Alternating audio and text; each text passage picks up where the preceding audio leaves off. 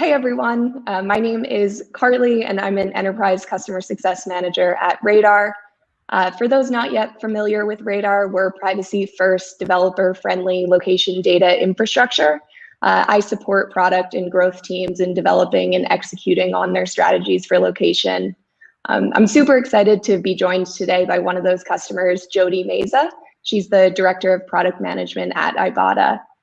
In my experiences working with Ibotta, I've continued to be impressed with their alignment across teams, commitment to user experience, and their ability to execute. Today, Jodi will be providing some insight into the tools and strategies that they've used to get here. We'll plan to leave a few minutes at the end of the presentation for questions, but please feel free to share these in the event chat throughout, and then I'll return again later to read them aloud. And with that, I'll hand it over to Jodi. Great. Thanks so much for having me here. Very excited to be here. Carly and I have been working together for a while, and it's been a fantastic experience. Big fans of Radar. So yeah, I will turn off my camera and share some slides here. So just a quick introduction to me to give a little bit of context around who I am and what I do here. As Carly mentioned, my name is Jodi Mesa, and I'm the Director of Product Management. I lead the teams at Ibotta, particularly focused on growth. I've got about 20 years experience in technology. My background's actually in behavioral psychology. Who knew in college that actually plays a pretty vital role in digital strategy. And then before I'm moving into product, my background was in UX research and product design. I'm also co-chair of Women at Ibotta, so if there's anyone out there who's interested in having any conversations around diversity and inclusion, something that's a personal passion area for me. I live in Denver with my husband and daughter. I'm hoping they're not going to make any cameo appearances today, but you know, we are where we are today. So today what I wanted to talk about is engaging users when and where it matters. This is something that's really important to us at Ibotta. And I want to talk about how we've been able to take some of these UX tools that we've traditionally used and use them in product management to create alignment and use them as more strategic tools. So a couple things we'll go over today is how creating this infused UX mastery is really key for growth organizations. Growth is a team sport. It takes multiple groups and really being aligned on like what are the needs of users, what's your value promise, how do you deliver on that is really the key to growth. We're going to talk a little bit about using journey maps, which I'm sure all of us have heard of before, but how we use them as a strategic tool in the product organization. And then we're going to talk a little bit about how these tools have really helped us in reacting to this global pandemic. So really, growth product managers are hyper-focused on one thing, connecting as many people as possible with your core value promise. At Ibotta, what we're really focused on is helping what we call savers, our users and consumers, save as much money on the things that they buy every day. So we have offers within our app that you can use at both online retailers as well as in-store retailers for groceries, as well as other e-commerce products. When we talk about like designing for growth and when we really started this growth team at Ibotta, one thing we really wanted to focus on is growth is really limited if you can't create a meaningful experience that delivers on your core value promise. So the first things we looked at is our foundation in a good place? Does everything work technically? Do we have that good product market fit? If you don't have those items first, then you really can't build growth on a shaky foundation. So once we really had those items in place and we've been growing, we said, okay, well now we've really got to focus on, we want to go from being good to being great. And we want to make sure that we have a delightful user experience, something people are willing to tell other people about. So really part of this journey has been looking at how do we move from being a data-driven organization, which Ibotta it's a phenomenally data-driven organization. We have product analysts on all of our squads who are really ingrained in building the product itself. But how do we move into what we call an experience-driven organization? Where a data-driven organization really lets the data guide the decision-making process, But in an experience-driven organization, the team, the entire organization, and we're talking senior leadership, product analysts, product designers, UX, product managers, everybody, marketing, is really fluent in empathy and understanding of their users and uses data more as a gut check on their intuition. So it's really striving to know your users so well that you can make decisions because you have that deep empathy for them. And it has a lot of advantages, which we'll go through later. So how do we get there? This is a framework that I like to use for learning anything. This was actually developed at Johns Hopkins University when they were trying to understand, okay, well, how do you take someone straight out of med school and make them a master surgeon? And what strategies can you use along the way as they're learning these tools and it becomes like a second nature to them? Like, how can you take them from the dark ages to this nirvana space where they're masters and everything they're doing in their craft is really easy? So there's this idea of unconscious incompetence. So this is where you really don't know what's good or bad. I'm sure you guys have eaten meals with people who maybe they didn't know how to cook, but they just don't even know that they're good or bad. So this is kind of that dark ages phase for UX. You don't really know what's good UX and what's bad. You're not talking to users. You're probably sitting in in rooms with whiteboards with people who don't look or act or think anything like users, and you're making decisions for them. Then moving along the spectrum, you get to this conscious incompetence. So you recognize what's good or bad, and you know that you're not very good at it. A lot of times when you get here, this is a great time to have training and hire agencies so you can really learn those crafts. Then kind of the next phase that you get to is you can predictably produce something good by following instructions. So again, going back to the analogy of cooking, this is you can follow a recipe, but you can't just grab a bunch of ingredients and put them together into something great. And then really where we want to get all the teams to, and everybody on our teams, is you can intuitively produce good quality outcomes. When you talk about like a master surgeon, this is someone who can't really explain why they do what they do, but they can just move in such a natural way. And this is where we can create these UX experiences continually, consistently, just as easy as breathing.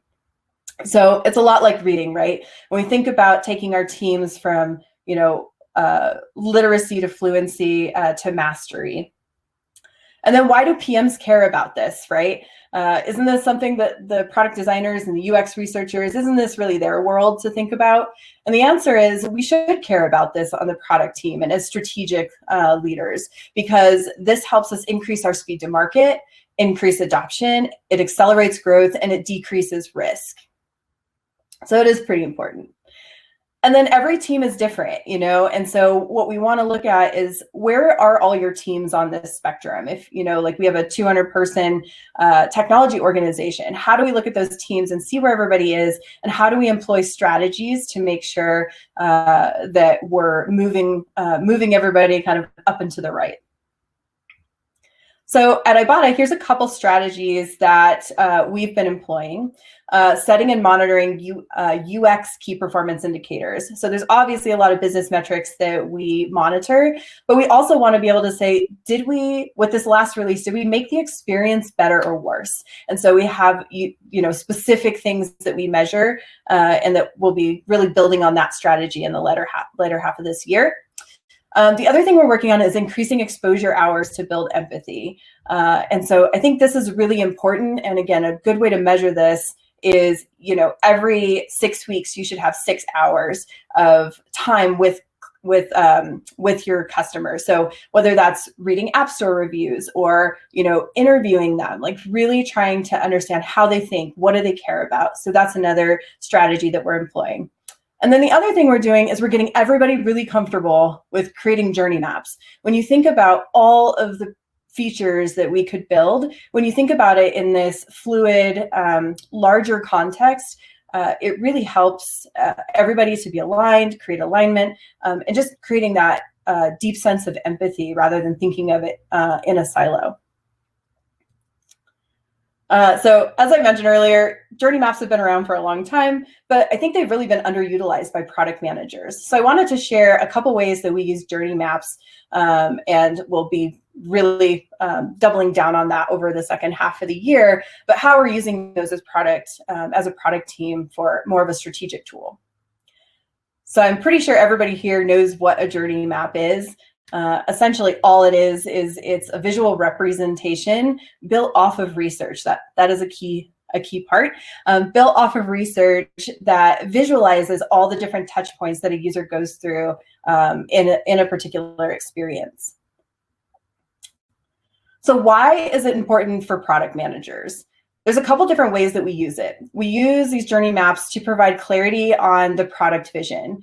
It's a tool that allows us to quantify pain points. It also helps us discover new ways to engage with users. And as our team has learned recently, it also really helps our team adapt quickly to strategic shifts.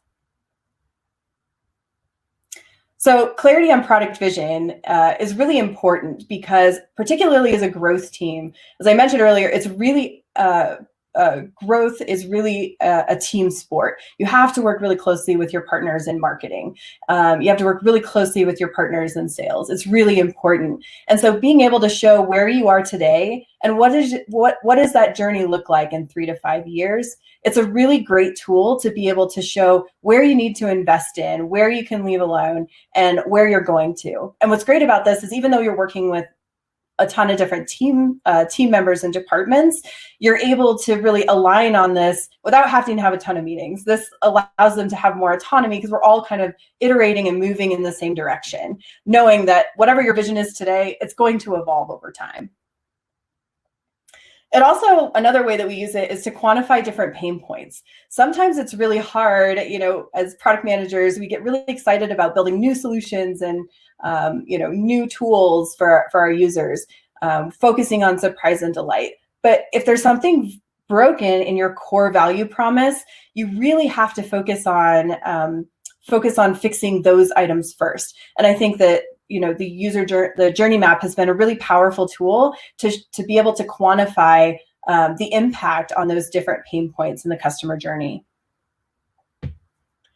It also helps, journey maps also help you discover new opportunities to engage your users. So this is a famous example. If you haven't heard of this, I would definitely check it out. There's a lot of articles on this.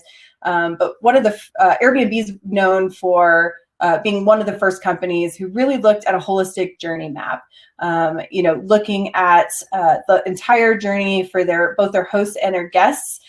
They hired a Pixar artist to really tell that story because it's really important to understand that your customer's journey doesn't start when they launch your app or your website, and it doesn't stop when they close it. There's this much more complex contextual narrative to their story. And if you don't see all of that, and if you don't understand that and communicate that out with the rest of your teams, you're really missing a lot of opportunities.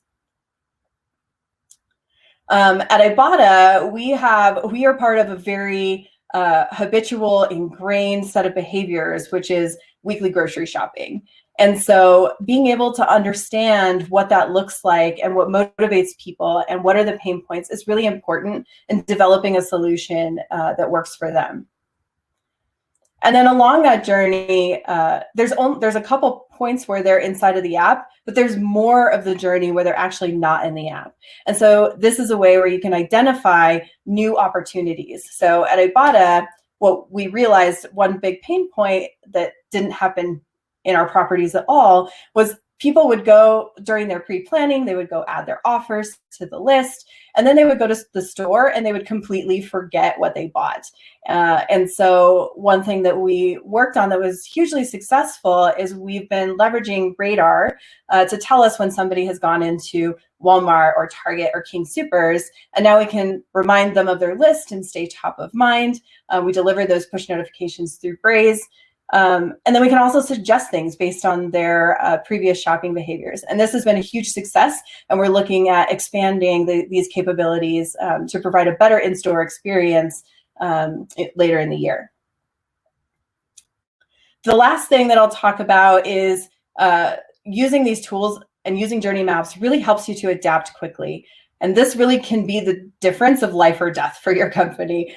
This can be your competitive edge when things change or shift drastically, like when you're in a pandemic. And that is exactly what we're going to talk about. So the COVID-19 pandemic led to absolutely unprecedented changes in consumer shopping behavior almost overnight. This wasn't something that happened over a couple quarters or over a year, things that you could start to see trending. And I'm sure all of you have had this experience over the recent weeks. So really what our pre-COVID journey looked like was savers would go in and they would browse offers on the app. They would create a grocery list. They'd go to the store. Then they'd get a reminder to buy the offers in store. They'd purchase groceries, upload a receipt, and get cash back.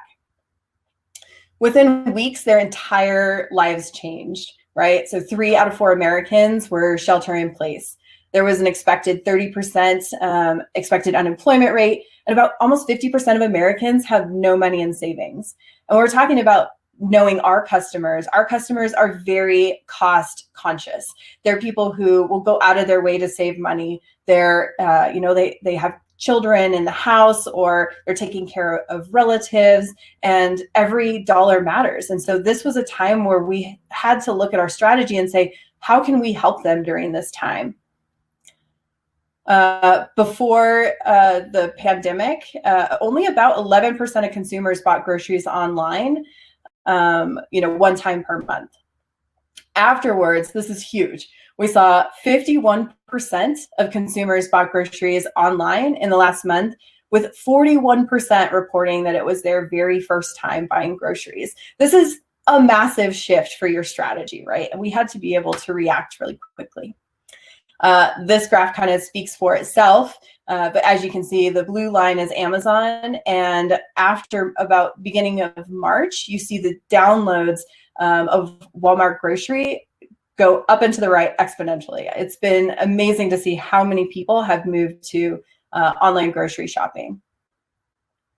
So we had to shift really quickly to meet our savers when and where they are now. So the post-COVID journey looked more like this. And this is after we were able to shift pretty quickly. Browse offers on the Ibotta app or desktop, create your grocery list, connect your online grocery account.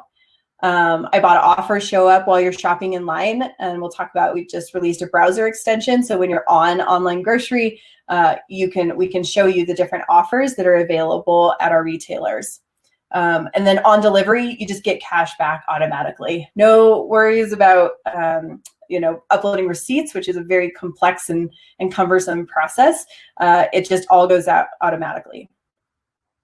And so this is where we're talking about the competitive edge. Within 3 days, the team was able to revamp all their comms. The marketing team is insane. They're amazing. And I've never worked at a company where we've been able to move so quickly. And then within 6 days, we were able to support a Walmart e-receipt solution. And then within a few weeks, and this has just been within this month, we've been able to support online grocery in the app. We've launched a browser extension last week where you can now kind of take along this shopping buddy wherever you are on desktop. And that's been great for both our brand partners as well as our savers. And then just yesterday, we released the ability to see all of our offers on web. We're adding more retailers every single week. And we've really created a full omni-channel experience. And this is within a matter of weeks. I've never been able to see a team that's been able to move this quickly. And part of the reason we were able to do this is because we've worked really hard to be an experience-driven organization. And so we've been able to do the user research and the journey mapping in parallel, really to just gut check and iterate as we're moving along. So in conclusion, incorporating journey maps and other UX tools really helps your team to be fluent in their empathy and understanding of your users. It also helps to create a resilient and adaptable organization that can react quickly to meet your users where they are now. So with that, I think I'll quit presenting here and invite Carly back, and we can answer some questions. So Stephen had asked what UX KPIs you look for and how you evaluate them. Yeah, that's honestly been one of our biggest challenges. And part of what we're looking for, because our overall company metric that we're trying to drive is retention, right? It's one of those things. We've done a really great job acquiring and attracting new people and activating people, but retention is something we're really focused on.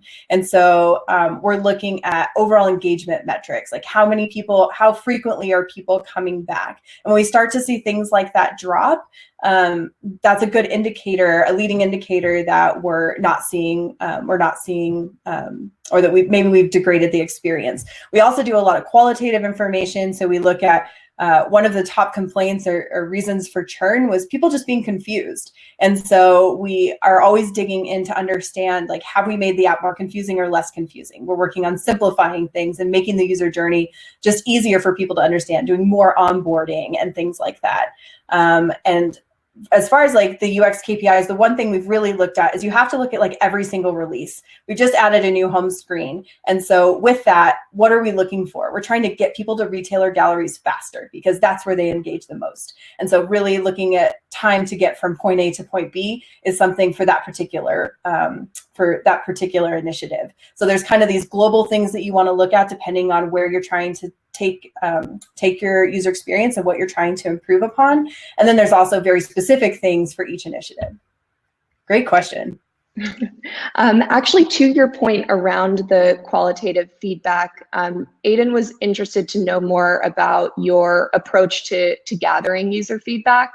And since Ibotta has so many users, seems kind of daunting to be able to process that information and kind of glean meaningful insights from that. Could you speak more to your process there? Yeah, this is, we are very fortunate at Ibotta to have an amazing UX research team. And so they really sit with the product managers, with the product analysts, and it looks very different. The question that Nikki Piersky, who's our head of that department, who's amazing, the question she always asks is, what is the biggest risk? What is the question you don't know? And then she will really help us figure out what type of research method we should use. We typically use a lot of preference testing. We use just interviewing sessions. They've done, when it's something like a bigger initiative, like Pay with Ibotta, which is almost an entire product line in and of itself, we go out and they do diary studies and things like that. So we really work together as a team to figure out how can we best answer this question? And it really depends on different initiatives. We do a lot of prototype testing when it's, changing a user flow and trying to understand, is this more confusing or less confusing? So pitting a couple different ideas against each other. So there's a ton of different methods out there. And just like anything, you want to find the right tool for the right question. So start with the questions that you want to answer and what do you think is the biggest risk, and then start there, and you can find different types of questions. And we use usertesting.com and some of these other things where we can actually do some of these remote interviews and things like that. Awesome. Well, unfortunately, it looks like we have just a minute left. I know there were a few additional questions in the chat. Feel free to connect with Jodi on LinkedIn or send any of these questions in the Mobile On Air Slack channel. Happy to answer any additional follow-ups.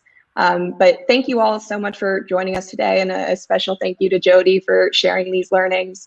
We'll now head into a 30-minute break. So all of our partners have opened their booths for live Q&As, demos, and some special giveaways. So be sure to visit them by clicking Expo on the left-hand panel, and hope to see you all there. Great. Thanks so much for having me. I really appreciate it. Of course, of course. Great. Bye, everyone. Bye.